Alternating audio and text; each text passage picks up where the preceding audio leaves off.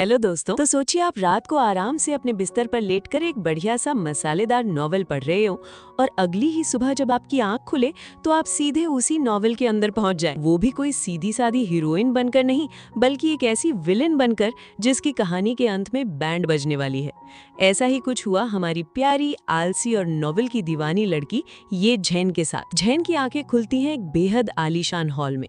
चारों तरफ बड़े बड़े झूमर, मखमली कालीन और 5 स्टार केक। झैन तो पहले समझती है कि कोई बहुत ही असली सा सपना देख रही है, लेकिन तभी उसके सामने एक बेहद हैंडसम लड़का आता है और अजीब नजरों से देखने लगता है। झैन सोचती है ये हैंडसम मुंडा कौन है भाई, और मुझे ऐसे विलन वाली लुक क्यों दे रहा है। तभी उसे बैकग्राउंड में आवाज सुनाई देती है, जियांग युनवू, तुम हमेशा हमारी बेटी रहोगी। झैन का दिमाग तुरंत 440 वोल्ट का झटका खाता है। जियांग युनवू, असली और नकली वारिस वाली लड़ाई। ओ तेरी, ये तो वही किताब है जो उसने कल रात पढ़ी थी, a guide to the battle between the real and fake arises. और सबसे बड़ा झटका, इस किताब की जो शातिफ चालबाज नकली बेटी है उसका नाम भी ये झैन है। यानी हमारी झैन अब ऑफिशियली इस नॉवल की विलन बन चुकी है और कहानी की शुरुआत ही महाक्लेश से हो रही है। स्टेज पर असली बेटी युनवू और उसकी माँ खड़ी है। झैन मन ही मन चिल्लाती है, ओ नो नो, ये तो आते ही रियल और फेक वारिसों का महायुद्ध शुरू होने वाला है। ये असली बेटी तो मुझे कच्चा चबा जाएगी। लेकिन हमारी झैन भी कम स्मार्ट नहीं है। वो सोचती है कि अगर अपनी जान बचानी है तो इस असली बेटी से पंगा नहीं बल्कि दोस्ती करनी पड़ेगी। वो स्टेज पर जाती है, अपनी सबसे मासूम, सच्ची और बत्तीसी दिखाने वाली मुस्कान चेहरे पर लाती है और आगे बढ़कर असली बेटी युनवू का हाथ थाम लेती है। झैन मन ही मन सोचती है, वाह यार, असली वारिस के हाथ कितने सॉफ्ट, स्मूथ और मखमली है। थोड़ा और छू लेती हूँ, क्या पता बाद में ये हाथ मुक्का बन के मेरे मुंह पर पड़े। अब युनवू भी हैरान। वो सोचती है कि इस नकली बेटी ये झैन को क्या हो गया, ये मुझे देखकर जलने के बजाय मेरे हाथ क्यों सहला रही है। क्या इसका कोई अजीब शौक है। खैर युनवू भी दिल की बुरी नहीं है। वो कहती है, चलो जब तक ये मुझे परेशान नहीं करती मुझे कोई दिक्कत नहीं है। लेकिन बॉस, विलेन की जिंदगी इतनी आसान कहाँ होती है।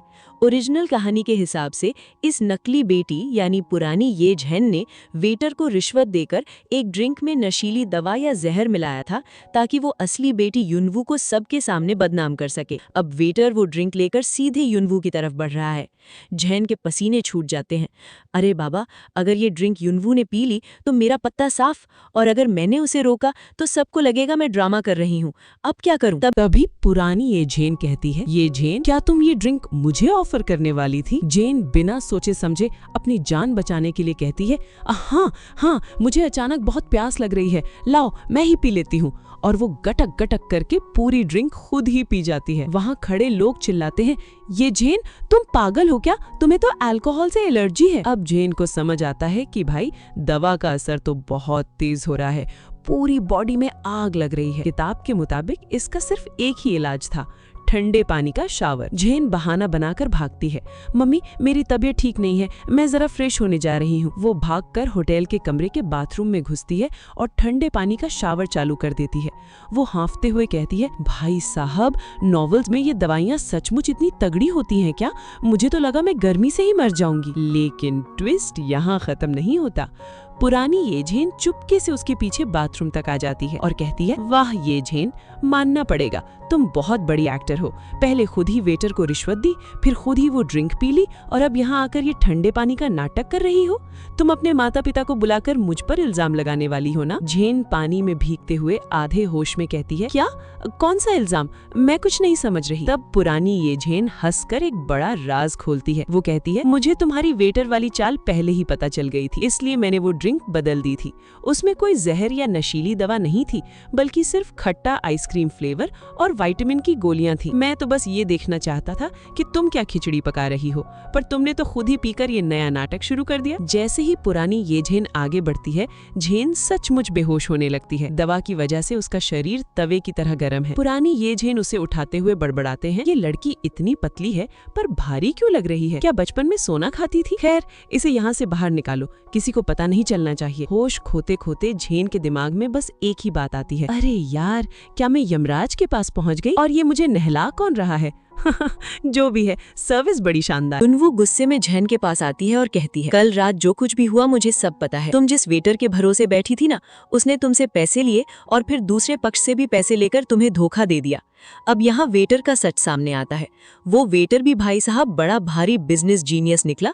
उसने दोनों तरफ से कमीशन खा लिया और वाइन को वापस बदल दिया। युनवू झेन को सख्त चेतावनी देती है, ये झेन, मुझे नहीं पता तुम्हारा इरादा क्या है, लेकिन अगली बार अगर तुमने ऐसा कुछ किया तो अंजाम अच्छा नहीं होगा।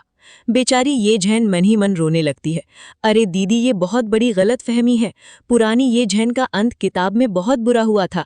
मुझे वो अंत नहीं चाहिए। मुझे तो बस शांति से जीना है। लेकिन वो कुछ कह पाती उससे पहले ही कहानी की असली विलन की एंट्री होती है। सामने खड़ी है शू तिंग, वही घमंडी लड़की जो हमेशा से असली ये झेन से जलती आई है। शू तिंग आते ही ताना मारती है, ओहो, तो ये है ये परिवार की नकली वारिस। पहले तो बड़े नखरे थे, पर अब जब असली बेटी आ गई है तो तुम्हारा पत्ता कटने वाला है। एक तीतर कभी मोर नहीं बन सकता। बेहतर होगा तुम खुद ही इस घर से लात मारकर निकाल दी जाओ। हमारी झेन पहले तो सोचती है ये कबाड़ की दुकान कौन है भाई, फिर उसे अचानक याद आता है, अच्छा ये तो शू तिंग है, नॉवल की वो तोपची विलन यानी कैनन फॉडर, जो खुद तो कुछ कर नहीं पाती पर दूसरों के फटे में पैर जरूर अड़ाती है। शू तिंग उसे भड़काने की कोशिश करती है, अगर तुम मेरे पैर पड़कर माफी मांगो तो मैं तुम्हें उस जियांग युनवू से निपटना सिखा सकती हूँ। लेकिन हमारी आज की ये झेन बहुत ही हाजिर जवाब है। वो कहती है, शू तिंग, क्या तुम्हारे घर में नमक के अंडे बिकते हैं जो तुम इतनी फालतू बकवास करने यहाँ आ गई हो? अगर मैं ये परिवार में नहीं रहूंगी तो क्या तुम्हारे घर आकर रोटियां तोड़ूंगी? वहां पास खड़े जी ग्रुप के सीईओ जी यन हान ये सब देख रहे होते हैं।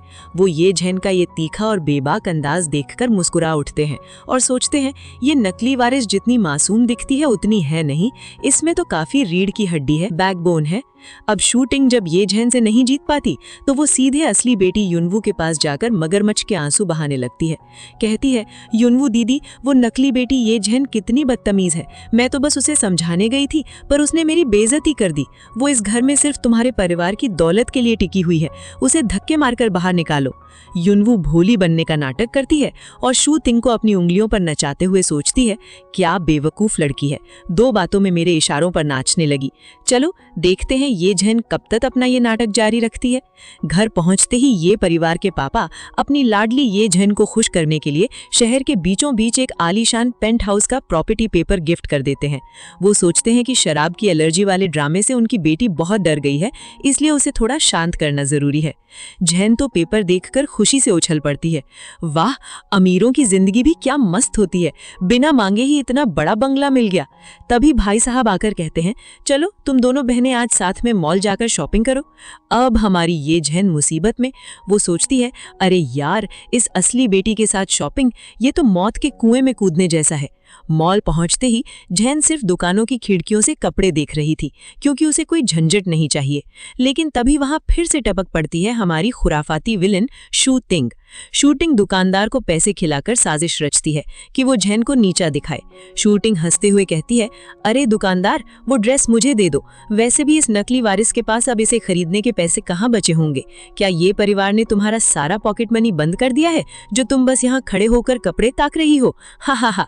शू तिंग तो सोचती है कि आज वो सबके सामने ये झेन का तमाशा बना देगी। ज़ेन बिल्कुल शांत रहती है। वो कहती है, अरे मैं तो सुधर चुकी हूँ। अब जैसे ही शू तिंग का कार्ड स्वाइप होता है, ज़ेन अचानक मासूम सा चेहरा बनाकर सेल्स गर्ल से कहती है, ओहो, आई एम सो सॉरी, मेरा मूड बदल गया, मुझे ये ड्रेस अब नहीं चाहिए, प्लीज रिफंड कर दीजिए। दुकानदार घबरा जाती है, मैडम, हमारे यहाँ बिका हुआ माल वापस नहीं होता। तभी ज़ेन अपना दिमाग चलाती है, नियमों के मुताबिक 3 दिन के अंदर बिना किसी कारण के सामान वापस हो सकता है। क्या मुझे रिफंड के लिए आपके मैनेजर को बुलाना पड़ेगा? शू तिंग बीच में कूदती है और हंसकर कहती है, अरे दुकानदार, कर दो रिफंड। बेचारी अगले महीने क्या मिट्टी खाकर गुजारा करेगी, इसके पास पैसे नहीं है। शू तिंग को लगता है कि उसने ज़ेन को हरा दिया। वो ज़ेन से कहती है, अगर तुम मुझे हेलो मिस शू कहो तो मैं ये ड्रेस तुम्हारे लिए भी खरीद सकती हूँ। ज़ेन सोचती है, फ्री के कपड़े, क्यों नहीं। वो तुरंत मीठी आवाज में कहती है, ओके मिस शू, हेलो मिस शू, मुझे ये वाली ड्रेस भी चाहिए, वो वाली भी, और हाँ, ये सब भी पैक कर दो। ज़ेन एक के बाद एक ढेर सारे महंगे कपड़ों पर उंगली रख देती है। अब शू तिंग का चेहरा पीला पड़ जाता है,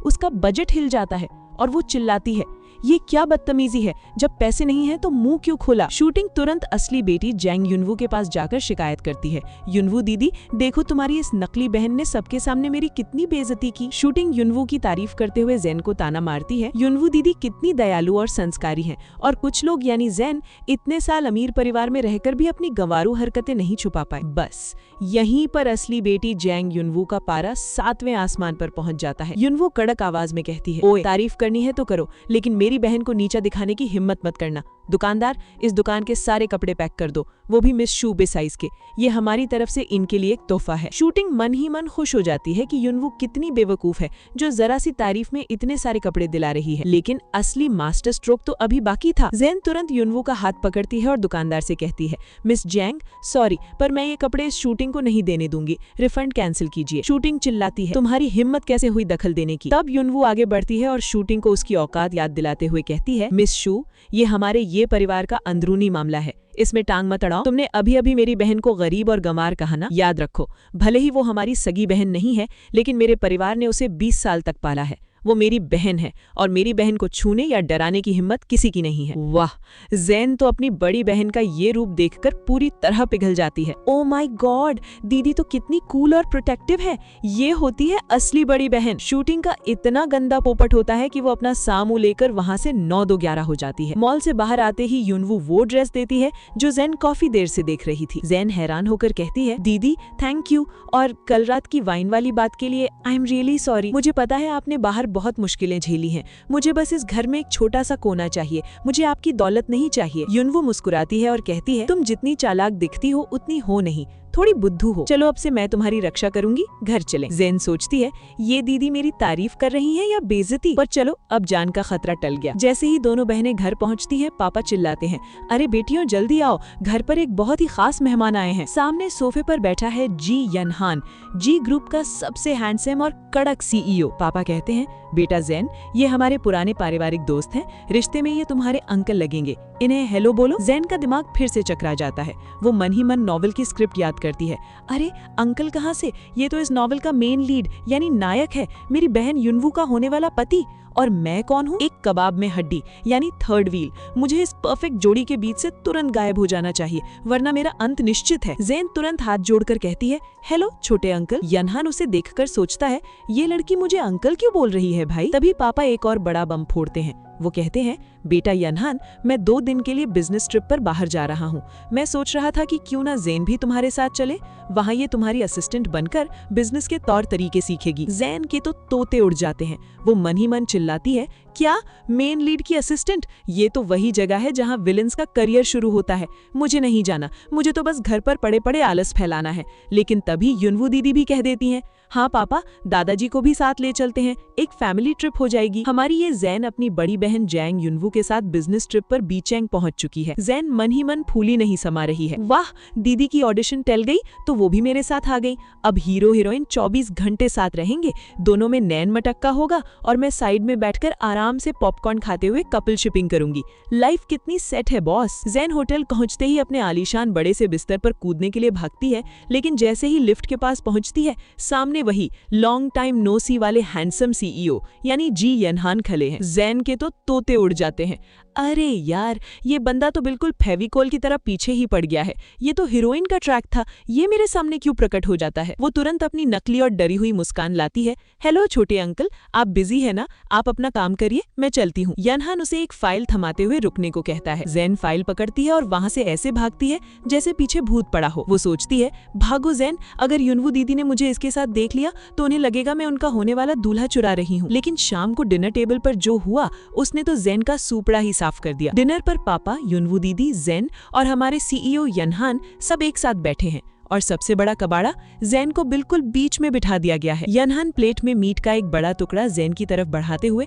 प्यार से कहता है, मिस ये आप अभी बड़ी हो रही हैं, थोड़ा ज्यादा मटन चिकन खाइए। जैन का गला सूख जाता है, वो बगल में देखती है जहाँ युनवू दीदी का चेहरा गुस्से में बिल्कुल काला पड़ चुका है। जैन मन ही मन रोती है, अरे भाई छोटे अंकल, मेरे प्लेट में खाना मत परसो, क्या तुम मुझे दीदी की नजरों में विलन बनाकर ही मानोगे? बिना बात के जो इतनी इज्जत दे वो पक्का कोई चोर या उचक्का है, मैं इस शातिर बुढ़े का मुकाबला कैसे करूं? तभी युनवू दीदी बीच में अपनी प्लेट अड़ाती है और कड़क आवाज में कहती है, ज़ेन, इसके पेट में आजकल बहुत गर्मी है, इसके लिए हरी सब्जियां खाना ही बेहतर है। ज़ेन तो डर के मारे कांपने लगती है। शूरा फील्ड, भाई साहब ये तो महाशूरा फील्ड चल रहा है। इन दोनों की आपसी टेंशन के बीच मैं क्यों पिस रही हूँ? मेरा बस चले तो मैं चॉपस्टिक गिराने का नाटक करके सीधे टेबल के नीचे छुप जाऊं। डिनर के बाद युनवू दीदी ज़ेन को अकेले में ले जाकर डांटती है, ज़ेन, उस जी यनहान से दूर रहा करो, वो बुढ़ा बेहद चालाक और शातिर है, तुम बहुत नादान हो, वो तुम्हें बेच खाएगा और तुम बैठकर उसके पैसे गिनोगी। ज़ेन मन ही मन मुस्कुराती है और सोचती है, ओहो, तो दीदी को जलन हो रही है, वो अपना हक जता रही है। समझ गई दीदी। वो जोर से कहती है, दीदी आप बिल्कुल फिक्र मत करो, मैं आपकी राह का कांटा कभी नहीं बनूंगी, मैं आप दोनों के लिए पूरे मौके बनाऊंगी। युनवू अपना सिर पकड़ लेती है, ये लड़की क्या बकवास कर रही है। अगले दिन ज़ेन को होटल के गार्डन में एक बहुत ही प्यारी सी मासूम सी छोटी बच्ची मिलती है जिसका नाम है पिंग आन या मिंग युए। वो बच्ची रो रही है क्योंकि उसके मम्मी पापा नहीं है और उसके अंकल काम में बिजी है। ज़ेन का दिल पिघल जाता है और वो उसके साथ खेलने लगती है। तभी वहाँ जी यनहान एंट्री मारता है।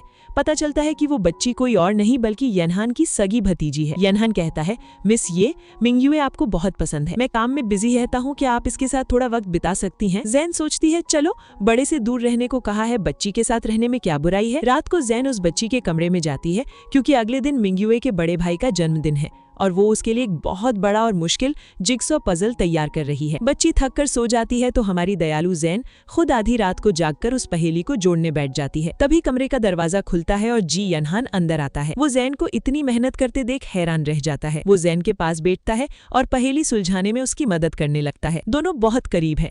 यनहान की आंखें ज़ेन पर टिकी है। बातों बातों में यनहान अपनी जिंदगी का एक बहुत ही भावुक और दर्दनाक राज खोलता है। वो भारी आवाज में कहता है, मेरे बड़े भाई और भाभी बहुत पहले गुजर गए थे, तब मिंग्यांग बहुत छोटा था। जब मैं विदेश से वापस आया तो जी परिवार का पूरा साम्राज्य बिखरा हुआ था, कोई भी उस मलबे को संभालने को तैयार नहीं था, सब तमाशा देख रहे थे। मैंने और मेरे भतीजे ने मिलकर बहुत मुश्किलें झेली हैं। ज़ेन पजल का आखिरी टुकड़ा लगाते हुए उसकी तरफ देखती है। किताब में जिस सीईओ को घमंडी और जालिम दिखाया गया था, आज उसका ये कमजोर और भावुक रूप देखकर ज़ेन का दिल भर आता है। वो बहुत ही मासूमियत से कहती है, अंकल, आपने सचमुच बहुत मुश्किलें झेली हैं, आप एक बहुत अच्छे अंकल हैं। यनहान चौंक जाता है। उसकी जिंदगी में आज तक किसी ने आकर उससे ये नहीं कहा था कि उसने मुश्किलें झेली हैं। वो ज़ेन की सादगी और उसकी प्यारी नजरों में पूरी तरह खो जाता है।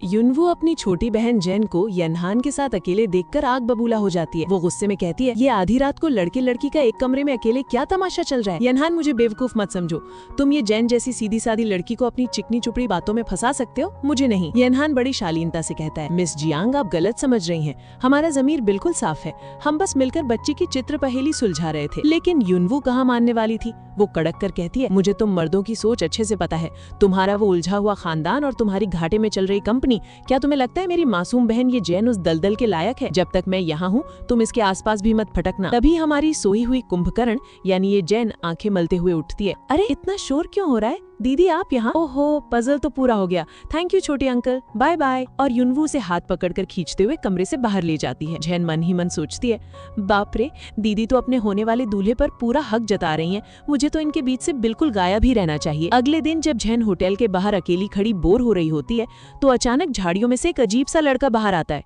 वो रंग बिरंगे कपड़े पहने हुए खुद को डेविड बताता है और घुटनों पर बैठकर कहता है, ओ सुंदर देवी, मुझे तुमसे पहली नजर में सच्चा प्यार हो गया है, मुझसे शादी कर लो। जैन का दिमाग चकरा जाता है, ये भाई कौन से पागल खाने से भागा है?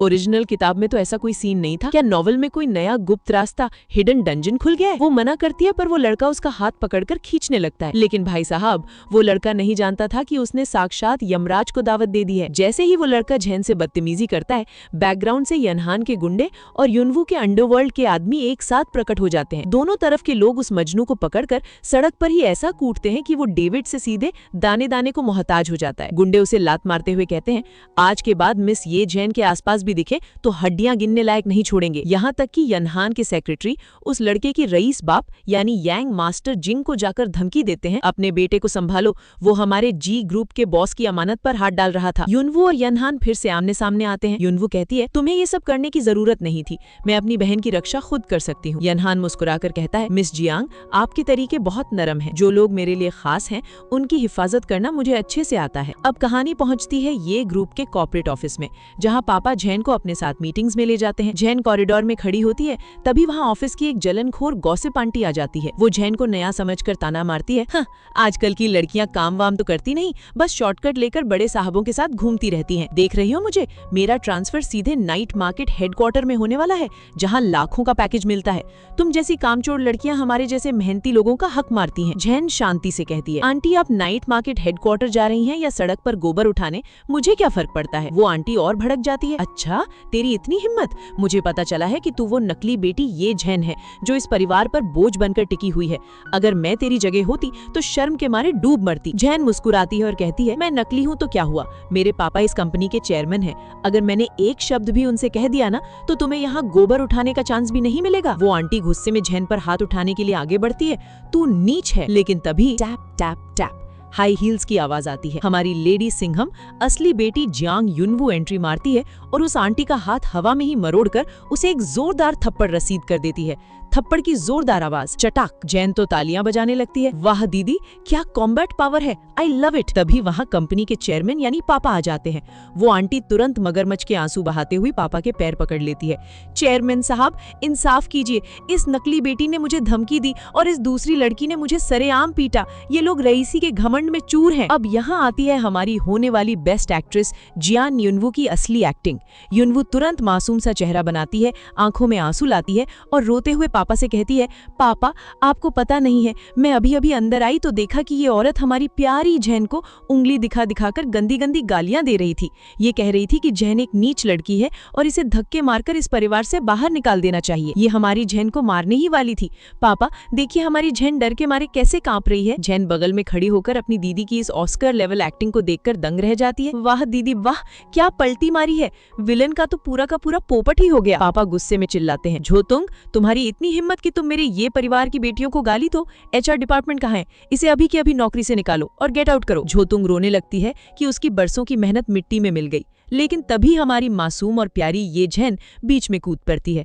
पापा और युनवू सोचते हैं, अरे ये बुद्धू लड़की फिर से कोई दरियादिली दिखाने जा रही है, क्या ये उस डायन को माफ कर देगी। जैन झोतुंग के सामने खड़ी होकर कहती है, झोतुंग तुमने कई साल मेहनत की तब जाकर तुम्हारा ट्रांसफर हेडक्वार्टर में हुआ और मैंने सिर्फ ये सरनेम होने की वजह से तुम्हारी नौकरी का फैसला कर दिया। तुम्हें ये नाइंसाफी लगी ना, इसीलिए तुमने अपनी कुंठा निकालने के लिए मुझे निशाना बनाया। झोतुंग अकड़ कर कहती है, हाँ तो क्या हुआ, निकालना है तो निकाल दो, मैं खुद इस्तीफा दे सकती हूँ। जैन मुस्कुराकर कहती है, मैं तुम्हें नौकरी से क्यों निकालूंगी, तुम्हारी काबिलियत में कोई कमी नहीं है। हमारी निजी लड़ाई अपनी जगह है, लेकिन कंपनी एक टैलेंट को क्यों खोए। तुम हेडक्वार्टर जाओ और अपना काम करो। वाह भाई वाह, जैन ने तो अपनी सूझबूझ से झोतुंग को भी अपना मुरीद बना लिया। असल में जैन जानती थी कि नॉवल में आगे चलकर यही झोतुंग हीरोइन की सबसे बड़ी असिस्टेंट बनती है, इसीलिए उससे दुश्मनी मोल लेना घाटे का सौदा था। पापा खुश होकर कहते हैं, वाह मेरी बेटी तो बिल्कुल मेरे जैसी बहादुर और समझदार निकली। जैन मन ही मन हंसती है, चलो भाई अब घर चलते हैं, और उस भूत की तरह पीछे पड़े CEO जी यनहान से दूर भागते हैं। लेकिन ट्विस्ट तो देखिए, ये लोग घर पहुंचते ही हैं कि पीछे पीछे जी यनहान भी तोहफे लेकर इनके घर टपक पड़ता है। जैन तो अपना सिर पकड़ लेती है, अरे ये नेवला फिर आ गया, बिना बुलाए मेहमान की तरह घर तक आ धमका। यनहान पापा से कहता है, अंकल अगर आप कहें तो मैं जैन को अपनी कंपनी में अपनी पर्सनल असिस्टेंट बना लेता हूँ, मेरे साथ रहकर वो बिजनेस भी सीख जाएगी और किसी की हिम्मत नहीं होगी कि उसे कोई आंख उठाकर भी देखे। जैन मन ही मन चिल्लाती है, क्या मेल लीड का असिस्टेंट, ये तो सेकंड फीमेल लीड का ट्रैक है, मैं हरगिज नहीं जाऊंगी। उधर युनवू दीदी भी गुस्से में चिल्लाती हैं, मैं इसके खिलाफ हूँ, पापा जैन अभी मेरे साथ ही रहेगी। जैन को लगता है कि दोनों हीरो हीरोइन उसके चक्कर में आपस में लड़ रहे हैं। वो रात को दीदी के कमरे में जाकर कहती है, दीदी आप फिक्र मत करो, मैं कसम खाती हूँ कि मैं उस जी यनहान से 3 कदम दूर रहूंगी। मैं आप दोनों की लव स्टोरी के बीच में कभी नहीं आऊंगी, मैं तो बस घर पर पड़े पड़े आलसी जिंदगी जीना चाहती हूँ। युनवू हैरान होकर सोचती है, ये लड़की कौन सी भांग खाकर आई है, कौन सी लव स्टोरी। अब आता है इस कहानी का सबसे बड़ा और असली महा ट्विस्ट। जी यनहान और जियांग युनवू गार्डन में अकेले मिलते हैं। युनवू कड़क आवाज में कहती है, मिस्टर जी आप मेरी बहन जैन से दूर रहिए, आप उसे कंट्रोल करना चाहते हैं क्योंकि वो नादान है। तभी यनहान बहुत ही गंभीर और गहरी आवाज में कहता है, मिस जियांग आप गलत समझ रही हैं, मैं जैन को अपने करीब इसलिए नहीं रखना चाहता क्योंकि वो ये परिवार की बेटी है या उसे कंट्रोल करना आसान है, बल्कि इसलिए क्योंकि मैं उससे बेइंतहा मोहब्बत करता हूँ। आई लाइक हर। युनवू चौंक जाती है। यनहान आगे कहता है, ये कोई अचानक हुआ फैसला नहीं है, बल्कि बहुत पहले से बनाई गई मेरी दिल की योजना है। युनवू कहती है, मैं तुम पर कैसे भरोसा करूं? तब यनहान उसे एक बहुत बड़ी फाइल थमा देता है। वो कहता है, ये स्टार मीडिया के अंदरूनी पेपर्स है, जो एंटरटेनमेंट इंडस्ट्री की सबसे टॉप कंपनी है। मुझे पता है आप एक बेहतरीन एक्ट्रेस बनना चाहती हैं। हमारी कंपनी इसमें सबसे बड़ी शेयर होल्डर है और देश की बेस्ट एजेंट आपकी प्रोफाइल देख रही है। मैं ये रिश्वत नहीं दे रहा, बस ये साबित कर रहा हूँ कि मैं आपका दुश्मन नहीं बल्कि आपके परिवार का हिस्सा बनना चाहता हूँ। युनवू उस फाइल को देखती है और मन ही मन मान जाती है कि जी यनहान वाकई बहुत समझदार और पावरफुल खिलाड़ी है। वो कहती है, ठीक है, मैं तुम्हारे रास्ते में नहीं आऊंगी, लेकिन मेरी 3 शर्तें हैं। पहली, तुम जैन पर कोई दबाव नहीं बनाओगे। दूसरी, उसे कभी चोट नहीं पहुंचाओगे। और तीसरी, आखिरी फैसला जैन का ही होगा। अगर उसने मना कर दिया तो तुम उसकी जिंदगी से हमेशा के लिए गायब हो जाओगे। यनहान मुस्कुराकर कहता है, मंजूर है। उधर दूसरी तरफ यनहान अपनी छोटी भतीजी पिंगान को चुपके से पट्टी पढ़ाता है। बेटा, अगर तुम उस परी जैसी दीदी के साथ कैंपिंग पर जाना चाहती हो तो जाओ और उनसे कहो, वो मना नहीं कर पाएंगी। बच्ची दौड़कर जैन के पास जाती है और मासूमियत से कहती है, फेरी सिस्टर, क्या आप मुझे कैंपिंग पर ले चलेंगी? जैन उस बच्ची को देखकर पिघल जाती है और कहती है, हाँ बेटा, क्यों नहीं।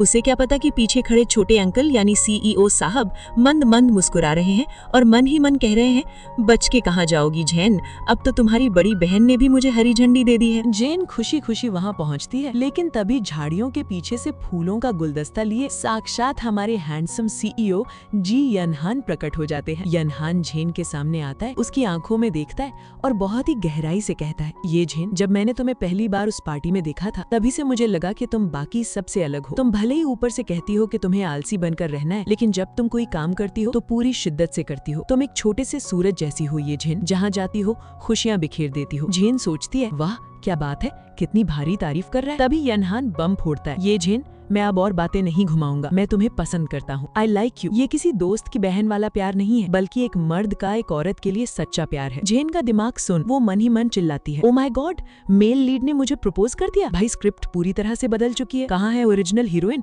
दीदी बचाओ मुझे। वो घबरा कर कहती है, छोटे अंकल, आपको पक्का हीट स्ट्रोक हो गया है, धूप बहुत तेज है, आपका दिमाग घूम गया है। मिंग्युए, जल्दी आओ और अपने अंकल को आराम वाले कमरे में ले जाओ, ये बीमारी में बहकी बहकी बातें कर रहे हैं। मैं जरा घर जाकर सुखाए हुए कपड़े उतार लेती हूँ, बाय। और हमारी झेन वहाँ से 9-2-11 हो जाती है। यनहान की भतीजी हंसकर कहती है, चाचा, आपका चाम अब काम नहीं कर रहा, जाओ जाकर अपना होमवर्क पूरा करो। जेन हाँपते हुए सीधे अपने घर भागती है।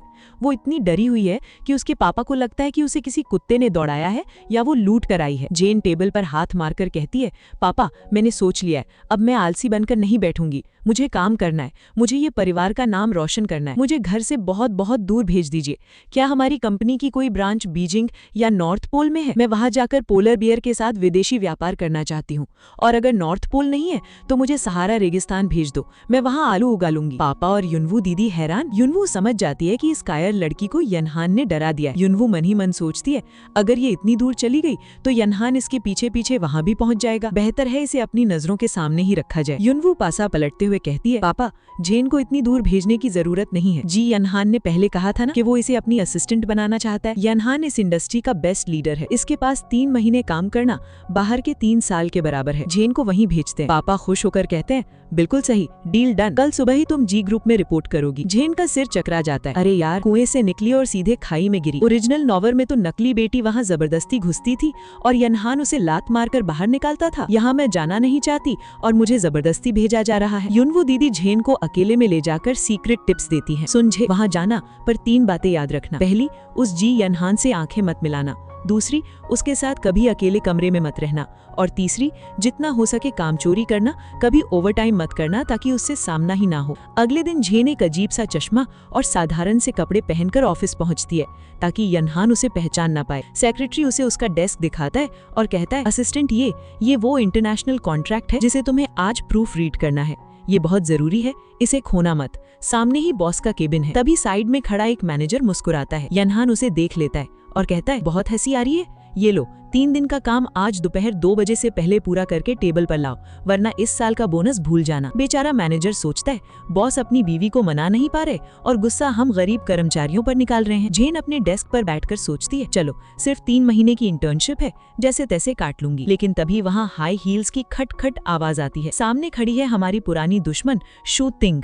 जेन की हालत और कपड़े देखकर ठहाका मारती है, ओहो, नया बंदा, अरे ये तो ये जेन है, मुझे तो लगा कोई कचरा साफ करने वाली आ गई है। क्यों रे, क्या ये परिवार ने तेरा सारा दाना पानी बंद कर दिया जो तू यहाँ आकर छोटे मोटे काम कर रही है? जेन अपना चश्मा ठीक करते हुए कड़क आवाज में कहती है, मिस शू, ये ऑफिस है, मुझे असिस्टेंट ये कहकर बुलाइए। शूटिंग अपनी नाक सिकोड़कर घमंड से कहती है, ओह असिस्टेंट ये, अपनी ये कुत्तिया जैसी आंखें खोल और ध्यान से देख, मैं इस जी ग्रुप की PR हेड हूँ। मेरा ओहदा तुझसे बहुत बहुत ज्यादा ऊंचा है।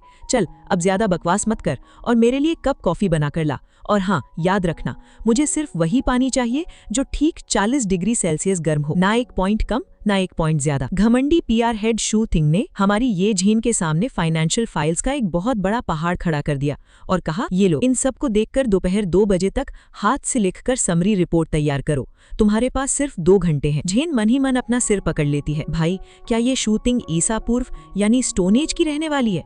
आजकल के जमाने में हाथ से रिपोर्ट कौन लिखवाता है? मेरी पिछली जिंदगी पक्का किसी बैल या घोड़े की रही होगी, तभी इस जन्म में अमीर खानदान की बेटी बनने के बाद भी मुझे इतनी मजदूरी करनी पड़ रही है। हे भगवान, इस मेल लीड का दिमाग क्यों घूमा जो मुझे यहाँ अपनी असिस्टेंट बनवा दिया? लेकिन शूटिंग ये नहीं जानती थी कि उसके बॉस यानी हमारे डोमिनेटिंग CEO जी यनहान केबिन के कांच से अपनी होने वाली पत्नी पर हो रहे इस अत्याचार को लाइव देख रहे थे। यनहान गुस्से में अपने सेक्रेटरी से कहता है, शू परिवार ने जो स्पॉन्सरशिप दी है उसे तुरंत वापस करो और इसके बाप से कहो कि अपनी इस बदतमीज बेटी को यहाँ से ले जाए। तभी चालाक सेक्रेटरी शाओलिन उन्हें रोकता है, सर अगर आप अभी जाकर शूटिंग को नौकरी से निकालेंगे तो पूरी कंपनी में ढिंडोरा पिट जाएगा कि आप असिस्टेंट यानी ये झेन को प्रोटेक्ट कर रहे हैं। और झेन का जो कामचोरी और सर्वाइवल वाला स्वभाव है, मैं गारंटी देता हूँ कि 5 मिनट के अंदर उसका इस्तीफा आपके टेबल पर होगा, क्योंकि वो आपसे दूर भागना चाहती है।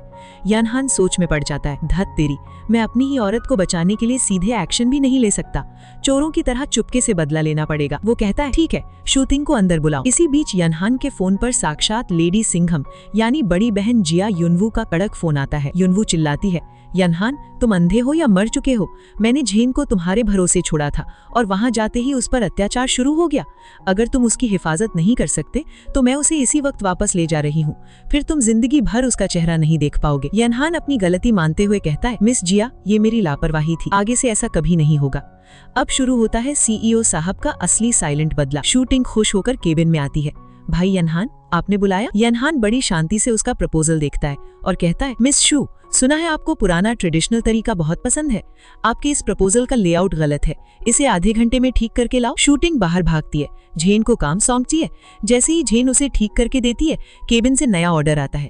इसका फॉन्ट कलर बहुत चुभने वाला है, इसे डीप सी ब्लू करो और 5 मिनट में दो। शूटिंग फिर भागती है, कलर बदलती है, फिर अंदर से आवाज आती है, नहीं ये बहुत डिप्रेसिंग है, मुझे ऑरोरा ग्रीन चाहिए। शूटिंग के पसीने छूट जाते हैं, वो फिर बदलती है, तभी अंदर से फिर फरमान आता है, ऑरोरा ग्रीन बहुत भड़कीला है, टैकी है, मुझे मोरैंडी ग्रे चाहिए। शूटिंग पागलों की तरह ऑफिस के चक्कर काट रही है। झेन उसे देखकर मन ही मन सोचती है, ये CEO क्या चाहता है? क्या इसे मल्टी कलर्ड ब्लैक चाहिए? शूटिंग के WeChat स्टेप्स तो आज 10,000 पार कर गए होंगे। तभी शूटिंग का दिमाग ठनकता है, अरे हर बार जब मैं ये प्लान ये झेन को देती हूँ तो यनहान के पास कमियां निकालने के 10 लाख बहाने होते हैं, लेकिन जब मैं झेन को काम नहीं देती तो वो चुपचाप बैठे रहते हैं। ओहो, इसका मतलब यनहान इस प्लान को रिजेक्ट नहीं कर रहे, वो ये नकली बेटी ये झेन का बदला मुझसे ले रहे हैं। ये झेन कमीनी, तूने मेरे बंदे को फंसा लिया। वो ये झेन को ऐसे देखती है जैसे कच्चा चबा जाएगी। झेन सोचती है, ये मुझे ऐसे क्यों देख रही है? बिल्कुल वैसे है जैसे मेरे पिछले जन्म के कुत्ते ने पहली बार खुद से टॉयलेट सीट यूज करना सीखा था। तभी अचानक ऑफिस का दरवाजा खुलता है और कई सारे डिलीवरी बॉयज आलीशान केक और पेस्ट्री और महंगी कॉफी लेकर अंदर आते हैं। सेक्रेटरी चिल्लाता है, ध्यान दे सब लोग, हमारी नई असिस्टेंट ये झेन की तरफ से पूरे फ्लोर के लिए आफ्टरनून टी की पार्टी है। सब लोग हैरान, अरे बाप रे, ये तो वो VIP कैफे है जहाँ 3 घंटे लाइन लगानी पड़ती है। एक प्लेट 888 रुपए की है, पूरे फ्लोर का बिल लाखों में आया होगा। झेन खुद हैरान थी, मैंने कब पार्टी दी भाई, मुझे खुद नहीं पता। तभी उसे समझ आता है, ये उसकी बड़ी बहन युनवू का कमाल है। युनवू ने पीछे से अपनी बहन का रुतबा बढ़ाने के लिए लाखों रुपए पानी की तरह बहा दिए थे, ताकि कोई झेन को अनाथ या गरीब न समझे। ऑफिस के लोग शूटिंग का मजाक उड़ाने लगते हैं। हाँ, कुछ लोग बिना बात के असिस्टेंट ये को परेशान कर रहे थे, अब मिल गया ना करारा जवाब। शूटिंग गुस्से में वहां से पैर पटकते हुए चली जाती है। रात के 8 बज चुके हैं। झेन ने ऑफिस खत्म होने के बाद जानबूझकर 1 घंटा एक्स्ट्रा वेट किया ताकि यनहान घर चला जाए और वो चुपके से निकल सके। जैसे ही वो बाहर आती है, सामने अंधेरे में जी यनहान हाथ बांधे खड़ा है। झेन सकपका जाती है, अरे छोटे अंकल, आप अभी तक गए नहीं? यनहान उसकी तरफ एक कदम बढ़ाता है, तुम कब तक मुझसे ऐसे छुपती रहोगी ये झेन? झेन हकलाकर झूठ बोलती है। मैं कहाँ छुप रही हूँ अंकल, मुझे अपने काम से प्यार है, मैं कंपनी के लिए वफादार हूँ। I love my company. यनहान उसके बिल्कुल करीब आता है, उसकी आंखों में आंखें डालकर धीमी और गहरी आवाज में कहता है, अच्छा, अगर तुम्हें कंपनी से इतना ही प्यार है तो कंपनी के साथ साथ इस कंपनी के बॉस को भी अपना क्यों नहीं बना लेती? उस दिन पार्क में मैंने जो तुमसे कहा था, तुम सचमुच उसे समझ नहीं पाई या बस समझने का नाटक कर रही हो ये झेन? झेन घबराकर चिल्लाती है, बचाओ भाई, ये लाइन तुम्हें मुझसे नहीं हीरोइन से कहनी चाहिए थी। मुझे ओरिजिनल स्टोरी की तरफ विदेश में जाकर गुमनामी की मौत नहीं मरना है, कोई बचाओ। तभी लिफ्ट का दरवाजा खुलता है और वो किसी तरह एलिवेटर सेफ्टी का बहाना बनाकर वहाँ से भाग निकलती है। लेकिन बाहर खड़ी विलेन शू तिंग के दिमाग में तो जहर उबल रहा था।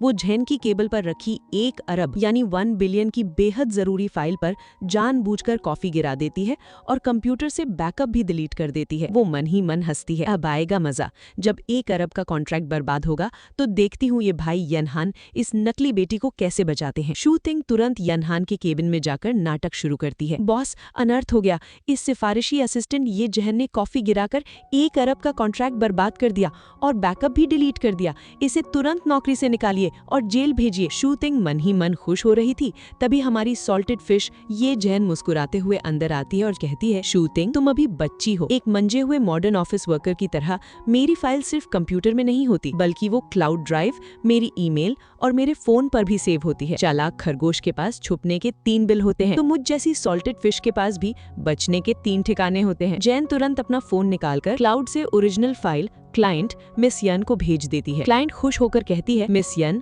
आपकी क्राइसिस मैनेजमेंट स्किल्स कमाल की हैं, हैप्पी कोऑपरेशन। जैसे ही क्लाइंट बाहर जाती है, यनहान कड़क आवाज में कहता है, शू तिंग कहाँ जा रही हो? तुमने जो सुबह से नाटक रचा है उसका क्लाइमैक्स तो देखती जाओ। यनहान तुरंत स्क्रीन पर सीसीटीवी फुटेज प्ले कर देता है जिसमें शू तिंग चुपके से कॉफी गिराती और बैकअप डिलीट करती साफ दिख रही थी। शू तिंग का चेहरा सफेद पड़ जाता है, भाई यनहान ये मैं नहीं हूँ, ये एआई का कमाल है, मुझे फंसाया जा रहा है। यनहान चिल्लाता है, शट अप, तुम्हारे बाप शू वेनहाउ के गिड़गिड़ाने पर मैंने तुम्हें कंपनी में रखा था, लेकिन मेरी कंपनी में गद्दारों के लिए कोई जगह नहीं है। आज के बाद अगर तुमने झैन के आसपास आने की हिम्मत भी की तो सिर्फ तुम नहीं, तुम्हारा पूरा शू खानदान बर्बाद हो जाएगा। Get out. शू तिंग रोती हुए वहाँ से भागती है। झैन मन ही मन सोचती है, बाप रे, ये मेल लीड तो बहुत खतरनाक है, मुझे इसके पास बिल्कुल नहीं रहना। यनहान झैन के करीब आकर कहता है, तुम्हें इतनी परेशानी हुई तुम मेरे पास क्यों नहीं आई? झैन कहती है, अंकल आप बहुत बिजी है ना। यनहान मुस्कुराता है, तुम्हारे घर वालों ने तुम्हें मेरे भरोसे छोड़ा है, मैं तुम्हें कोई तकलीफ नहीं होने दूंगा। तभी यनहान कहता है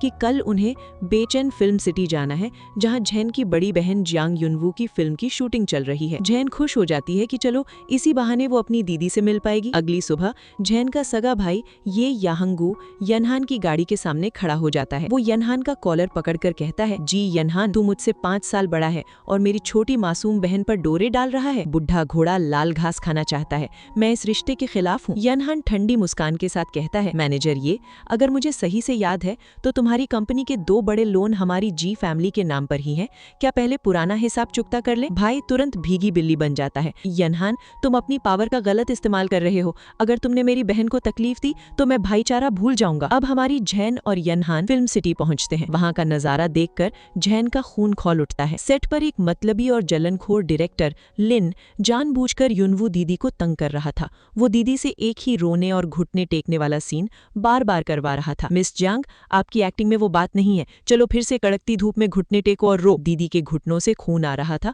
पर वो अपनी कला के लिए सब सह रही थी। झैन गुस्से में आगे बढ़ने लगती है पर यनहान उसका हाथ पकड़कर रोकता है और खुद आगे बढ़ता है। उसकी एंट्री होते ही पूरे सेट पर सन्नाटा छा जाता है। उसका कड़क और शाही ऑरा देखकर डायरेक्टर के पसीने छूट जाते हैं। डायरेक्टर दौड़कर आता है, ओहो मिस्टर जी, आप खुद यहाँ आए? वो हम तो बस आर्टिस्टिक इफेक्ट के लिए मिस जियांग से ये सीन बार बार करवा रहे थे। अच्छा, मिस्टर लिन का आर्टिस्टिक इफेक्ट का मतलब है कि एक ही ग्रुप के को स्टार को कड़कती धूप में 10 बार घुटने टिकवाना? जी फैमिली ने इस फिल्म में करोड़ों का इन्वेस्टमेंट इसलिए किया है क्योंकि हमें लगा था यहाँ प्रोफेशनल लोग काम करते हैं, लेकिन अगर मेरा पैसा ऐसे लोगों को पालने में जा रहा है जो सिर्फ अपने साथियों को टॉर्चर करना जानते हैं, तो जी ग्रुप इस फिल्म से अपनी पूरी फंडिंग इसी वक्त वापस लेता है। यनहान कड़क कर कहता है, 10 सेकंड के अंदर अगर इस डायरेक्टर और लैन वेवेई ने माफी नहीं मांगी तो मेरी लीगल टीम इस फिल्म से करोड़ों की फंडिंग वापस ले लेगी। डायरेक्टर के हाथ पांव फूल जाते हैं। वो तुरंत लैन वेइवेई को घसीट कर लाता है। अरे डायन, जल्दी माफी मांग। लैन वेइवेई रोते हुए युनगो दीदी से कहती है, मुझे माफ कर दीजिए टीचर जियांग, मुझसे गलती हो गई। जैन ये सब देखकर खुश तो होती है पर मन ही मन सोचती है, चलो हीरो हीरोइन का पैचअप तो हो गया, पर मेरा दिल क्यों भारी हो रहा है? ये बुढ़ा भेड़िया यहाँ कैसे आ गया? जैन अपनी दीदी को मम्मी का भेजा हुआ 5 घंटे उबला हुआ चिकन सूप देती है। तभी वहाँ विलन लैन वेइवेई आकर अपनी सड़ी हुई नाक सिकोड़ती है। इस इंडस्ट्री में आकर ऐसा घटिया सूप कौन पीता है? ये तो गटर के पानी जैसा है। जैन का पारा चढ़ जाता है। वो सूप का चमचा पटकती है और तड़क कर जवाब देती है, मिस लैन, इस सूप में 100 साल पुराना जंगली जिनसिंग और असली कड़कनाथ चिकन है जो सिर्फ इंसानों को फायदा पहुंचाता है। लेकिन तुम जैसी औरत जिसका पूरा दिमाग प्लास्टिक और सिलिकॉन से भरा हो, उसे इंसानी खान पान की कद्र कहाँ से होगी? तुम्हारी सूंघने की शक्ति खराब हो गई है। जाओ बगल वाले पालती जानवरों के डॉक्टर यानी पेट क्लिनिक के पास जाकर अपना नाम रजिस्टर कराओ। यहाँ मेरा वक्त मत बर्बाद करो। वहाँ खड़े क्रू मेंबर्स हंसने लगते हैं। लैन वेइवेई गुस्से में थर-थर कांपने लगती है। तेरी इतनी हिम्मत, तू है कौन? जैन कहती है, मैं मिस्टर जी की स्पेशल असिस्टेंट हूँ। जैन को लगता है कि यनहान और युनवू दीदी को अकेले में वक्त बिताना चाहिए, इसलिए वो बिजनेस ट्रिप का इनवॉइस लाने का बहाना बनाकर भाग खड़ी होती है। युनवू दीदी यनहान को टिप देती हैं, मिस्टर जी, जैन जैसी लड़कियों पर जितना दबाव बनाओगे वो उतनी तेजी से भागेंगी। आपको एक कदम पीछे हटकर यानी कमजोर होने का नाटक करना पड़ेगा, तभी वो पास आएंगी। यनहान मुस्कुराकर नोट कर लेता है, अच्छा तो अब रोने वाला नाटक करना पड़ेगा। उधर लैन वेइवेई अपमान का बदला लेने के लिए एक गंदा जाल बुनती है। वो एक घमंडी और अय्याश डायरेक्टर वैंग के साथ मिलकर साजिश रचती है। वो एक स्टाफ मेंबर को पैसे देकर जैन के पास जाती है। वो स्टाफ रोने का नाटक करते हुए जैन से कहता है, असिस्टेंट ये मेरी मदद कीजिए, डायरेक्टर ने टीचर जियांग के कल के सीन की नई स्क्रिप्ट कमरा नंबर 707 में पहुंचाने को कहा है, पर मेरे पेट में बहुत तेज दर्द है। क्या आप ये स्क्रिप्ट दीदी के कमरे में दे आएंगी? जैन सोचती है, चलो हीरो हीरोइन वैसे भी रोमांस कर रहे हैं, मैं होटल चली जाती हूँ। वो स्क्रिप्ट लेकर कमरा नंबर 707 का दरवाजा खोलकर अंदर जाती है, लेकिन जैसे ही वो अंदर कदम रखती है, खटाक, पीछे से दरवाजा कोई लॉक कर देता है। जैन चिल्लाती है, ये दरवाजा बंद क्यों हुआ? कोई है? बाहर निकालो। तभी उसे हवा में एक अजीब सी महक आती है। वो चौंक जाती है, धत तेरे की, ये तो नशीली गैस है। इस घटिया नॉवल के विलेंस के पास लड़की को फंसाने के लिए कमरे में बंद करके ड्रग्स देने के अलावा कोई नया तरीका नहीं है क्या? पर भाई, स्क्रिप्ट के हिसाब से यहाँ हीरोइन को होना चाहिए था। मैं तो कैनन फॉडर हूँ, मुझे क्यों फंसा दिया? जैन तुरंत अपना फोन निकालकर जी यनहान को कॉल लगाती है। यनहान, मेरी जान बचाओ, कमरा नंबर 7। और तभी उसका फोन स्विच ऑफ हो जाता है। जैन फर्श पर गिर जाती है। वो खुद को जगाए रखने के लिए अपने हाथ पैर काटने की कोशिश करती है। ये जैन, जागती रहो, अगर आज मेल लीड के अलावा किसी और विलन के साथ मेरा सीन हो गया तो मेरी लाइफ का एंड हो जाएगा। उधर सेट पर जी यनहान के फोन पर जैन की सिर्फ एक टूटी हुई आवाज आती है, यनहान बचाओ 7। यनहान का दिल दहल जाता है। वो तुरंत शूटिंग रोकवाता है। युनवू दीदी पूछती है, क्या हुआ यनहान? यनहान कहता है, जैन गायब है, उसने मुझे सिर्फ 7 नंबर बोला और फोन कट गया। युनवू चिल्लाती है, 707, होटल का कमरा नंबर 707। दोनों भागने लगते हैं। तभी लैन वेइवेई और डायरेक्टर वैंग रास्ता रोक लेते हैं। मिस जियांग, आप सेट छोड़कर कहाँ जा रही हैं? अगर आप गई तो हम आपको फिल्म से निकाल देंगे, नए इन्वेस्टर तैयार हैं। जी यनहान का चेहरा इस वक्त साक्षात काल भैरव जैसा हो चुका था। वो आगे बढ़ता है, लैन वेइवेई का गला दबोच लेता है और उसे हवा में उठा देता है। गला दबाने की आवाज। यनहान की आंखें खून की तरह लाल हैं। वो दहाड़ता है, लैन वेइवेई, मेरे पास तुम्हारे इन बचकाने और घटिया खेलों को सहने का सब्र नहीं है। सीधे सीधे बताओ, मेरी जैन कहाँ है? अगर उसे एक खरोंच भी आई तो इस दुनिया का कोई भी इन्वेस्टर तुम्हें मुझसे नहीं बचा पाएगा। डायरेक्टर वैंग चिल्लाता है, मिस्टर जी, ये आप क्या कर रहे हैं? ये सरेआम मारपीट है, इन्हें छोड़िए। लेकिन यनहान के गुस्से के आगे सब कांप रहे थे। उधर कमरा नंबर 707 में हमारी ये झेन होश खो रही थी। वो खुद को थप्पड़ मारती है, ये झेन जागती रह, अगर तू इस कमरे में किसी विलन के हत्थे चढ़ गई तो ओरिजिनल नॉवेल की तरह तेरी लाश इंटरनेशनल वाटर्स में मछलियों को खिला दी जाएगी। मुझे नहीं मरना भाई। तभी धड़ाम से दरवाजा टूटता है। यनहान और युनवू दीदी पुलिस के साथ अंदर आते हैं। उस अय्याश डायरेक्टर वोंग को पुलिस घसीटते हुए ले जाती है। झेन को होश में लाने के लिए उस पर ठंडा पानी डाला जाता है। आधी बेहोशी में झेन रोते हुए यनहान को धक्का देती है, जी यनहान, तुम मुझसे दूर रहो, मुझे पता है है, मुझे तुमसे प्यार हो गया है, पर तुम मेरी युनवू दीदी के हीरो हो। अगर मैंने तुम्हें दीदी से चुराया तो मैं तड़प तड़प कर सड़क पर मर जाऊंगी। तुम मुझसे नफरत करो प्लीज। यनहान और युनवू दोनों का सिर चकरा जाता है। यनहान अपना सिर पकड़ लेता है। इस लड़की के दिमाग में कौन सी खिचड़ी पक रही है? इसे क्यों लगता है कि मैं और युनवू कपल हैं? यनहान तुरंत अपने पीआर डिपार्टमेंट को फोन लगाता है। शाओलिन, उस लैन वेइवेई और डायरेक्टर की वो बैंड बजाओ कि सुबह का सूरज देखने से पहले ये दोनों एंटरटेनमेंट इंडस्ट्री से हमेशा के लिए गायब हो जाएं। इनके सारे काले कारनामे इंटरनेट पर लीक कर दो। अगली सुबह सेट पर लैन वेइवेई और वो डायरेक्टर अभी भी अकड़ रहे थे। वो युनवू दीदी को सेट से निकालने का लेटर थमाते हैं। जियांग युनवू, तुमने सेट पर मारपीट की, तुम अभी के अभी ये फिल्म छोड़ो और 30 मिलियन यानी 3 करोड़ का हर्जाना भरो। अब इस सेट पर मेरा राज है। तभी अचानक पॉपअप, सबके फोन पर एक के बाद एक नोटिफिकेशन आने लगते हैं। इंटरनेट पर लैन वेइवेई के ड्रग सप्लाई करने और डायरेक्टर के काले कारनामों का कच्चा चिट्ठा ढल चुका था। सोशल मीडिया पर लोग चिल्ला रहे थे, क्या इसे बहादुरी कहते हैं? ये तो साक्षात चुड़ैल है, इसे जेल भेजो। तभी सेट पर गाड़ियों का एक बहुत बड़ा काफिला आकर रुकता है।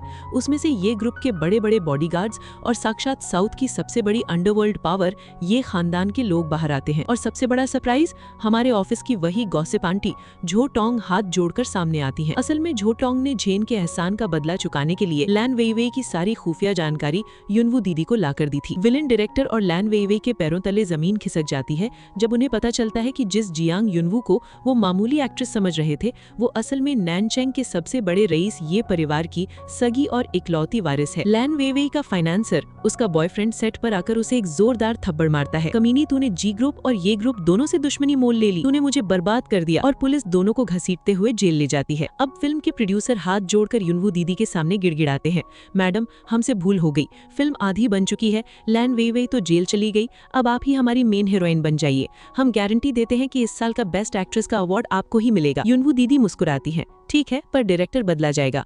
और दोस्तों, हुआ भी यही। कुछ ही महीनों में वो फिल्म सुपर डुपर हिट हो जाती है और हमारी जियांग युनवू को नेशनल बेस्ट एक्ट्रेस यानी बेस्ट एक्ट्रेस ऑफ चाइना का अवार्ड मिलता है। पूरे देश में उनकी अमीरी और टैलेंट के चर्चे होने लगते हैं। अब आते हैं हमारी आलसी और बुद्धू ये झेन पर। पूरे 3 महीने बीत चुके हैं। जी यनहान ने ये परिवार के घर की चौखट घिस डाली है, लेकिन झेन अभी भी दीदी के डर से उससे दूर भाग रही है। आखिरकार युनवू दीदी झेन का कॉलर पकड़ती हैं और उसे दीवार से सटा देती हैं। ये झेन, तू सचमुच बुद्धू है या नाटक कर रही है? मैं चीख चीख कर कह चुकी हूँ कि मुझे उस ओल्ड फॉक्स यानी जी यनहान में रत्ती भर भी इंटरेस्ट नहीं है। मैं अपनी पूरी जिंदगी सिर्फ और सिर्फ अपनी एक्टिंग और करियर को दे चुकी हूँ। मम्मी पापा ने भी यनहान को दामाद मान लिया है। वो सिर्फ और सिर्फ तुझसे प्यार करता है। जा और अपनी लाइफ सेट कर। झेन की आंखें फटी की फटी रह जाती हैं। क्या दीदी को मेल लीड पसंद ही नहीं है? यानी स्क्रिप्ट मेरे चक्कर में नहीं बल्कि पहले से ही मेरे लिए बदली हुई थी। तभी बैकग्राउंड से हमारे हैंडसम सीईओ जी यनहान एंट्री मारते हैं। वो झेन के सामने घुटनों पर बैठते हैं, एक चमक चबाती हीरे की अंगूठी निकालते हैं और बहुत ही प्यार से कहते हैं, झेन, अगर मैं तुम्हारे लिए आसमान से तारे भी तोड़कर लाने को तैयार हूँ तो क्या तुम अपनी इस आलसी सॉल्टेड फिश वाली जिंदगी में इस बॉस को हमेशा के लिए शामिल करोगी? Close your eyes Zen. Zen मुस्कुराती है, अपनी आंखें बंद करती है और मन ही मन कहती है, चलो भाई, जब ओरिजिनल हीरोइन ने ही हरी झंडी दिखा दी है तो इस हैंडसम करोड़पति सीईओ को छोड़ने की बेवकूफी कौन करे? अब मैं आराम से इसकी जायदाद पर बैठकर जिंदगी भर बिस्तर पर पड़े पड़े पॉपकॉर्न खाऊंगी। और इसी के साथ हमारी the real and fake heiress की ये बेहद मजेदार, ड्रामेटिक और ट्विस्ट से भरी कहानी एक बेहद खूबसूरत हैप्पी एंडिंग के साथ यहीं समाप्त होती।